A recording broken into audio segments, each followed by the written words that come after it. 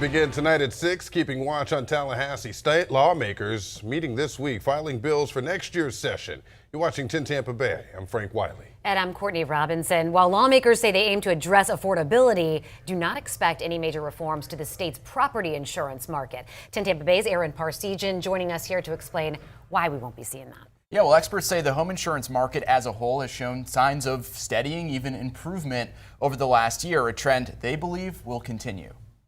Companies, they drop you and you're forced to go somewhere else, and it's just getting difficult to keep up with. Like many homeowners across the state, Tom Barthel has had his battles with home insurance costs. I mean, they have gone up dramatically over the last few years. There seems to be no end in sight. But experts say the light at the end of the tunnel is getting brighter by the day. The market is improving.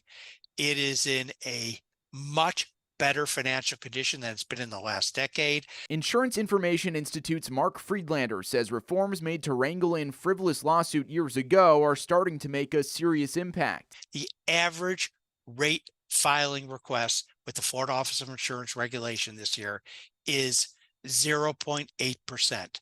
In our opinion, that's virtually flat rates. And more companies are writing policies here, giving homeowners more options. 10 new companies have entered the market.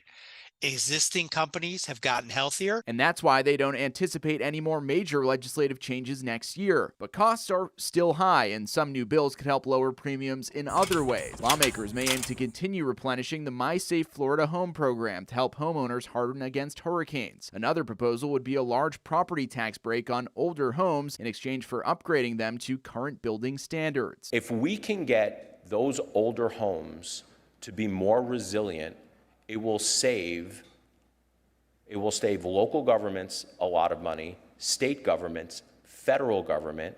The most important thing for the homeowner's perspective, they will have a home that is now resilient.